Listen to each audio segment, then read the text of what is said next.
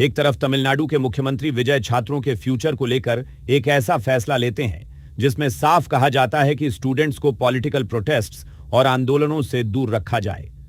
दूसरी तरफ इसी फैसले पर सीजेपी के स्पोक्सपर्सन सौरव दास ऐसे सवाल खड़े करने लगते हैं जैसे सरकार ने छात्रों की पूरी फ्रीडम ही छीन ली हो। लेकिन असली सवाल यह है, क्या मुख्यमंत्री की चिंता गलत थी या फिर सीजेपी को छात्रों के नाम पर राजनीति करने का एक मौका नजर आ गया? पूरी कहानी क्या है, बताएंगे इस रिपोर्ट में।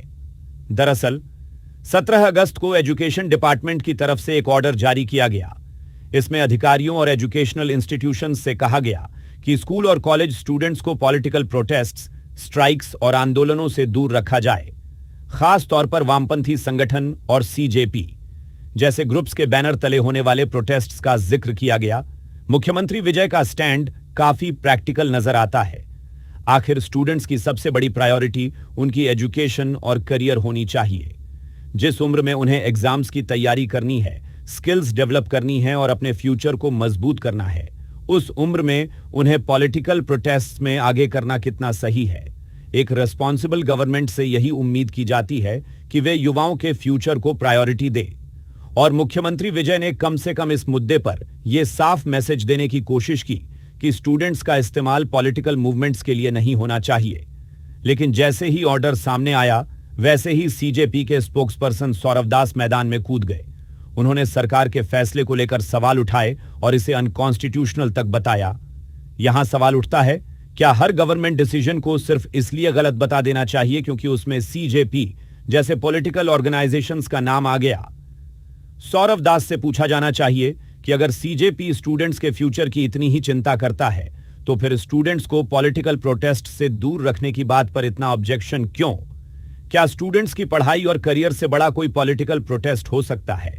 या फिर असली परेशानी यह है कि अगर स्टूडेंट्स राजनीतिक संगठन के आंदोलनों से दूर हो गए तो सड़कों पर भीड़ कौन जुटाएगा? यही वजह है कि सीजेपी का विरोध कई लोगों को पॉलिटिकल रिएक्शन ज्यादा और स्टूडेंट्स के जेन्युइन इंटरेस्ट की चिंता कम लग सकता है।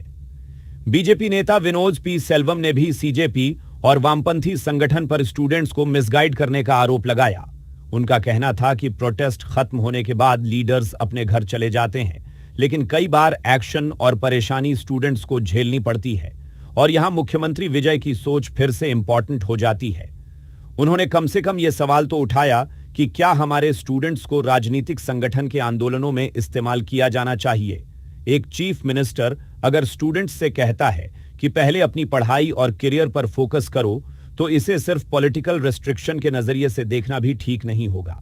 हां, बाद में सरकार ने विवाद बढ़ने के बाद ऑर्डर वापस ले लिया, लेकिन ऑर्डर वापस लेने का मतलब यह नहीं कि स्टूडेंट्स को पॉलिटिक्स से दूर रखने की बेसिक कंसर्न गलत थी, बल्कि इस पूरे मामले ने एक बड़ा सवाल जरूर छोड़ दिया है।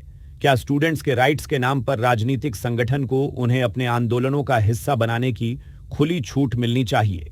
और क्या सीजेपी जैसे संगठनों को स्टूडेंट्स की फ्रीडम की चिंता करने से पहले उनके फ्यूचर की चिंता नहीं करनी चाहिए?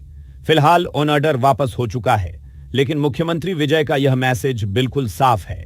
स्टूडेंट्स का फ्यूचर पॉलिटिक्स की भीड़ से नहीं, एजुकेशन और करियर से बनेगा। अब फैसला जनता को करना है कि इस पूरे मामले में ज्यादा चिंता किसकी दिखाई दी, मुख्यमंत्री विजय की, जो स्टूडेंट्स को उनके फ्यूचर पर फोकस करने की बात कर रहे थे, या सीजेपी की, जो ऑर्डर आते ही सरकार के खिलाफ पॉलिटिकल अटैक में जुट गया? आपको क्या लगता है? अपनी राय हमें कमेंट सेक्शन में जरूर बताएं। साथ ही और भी अपडेट्स के लिए जुड़े रहे।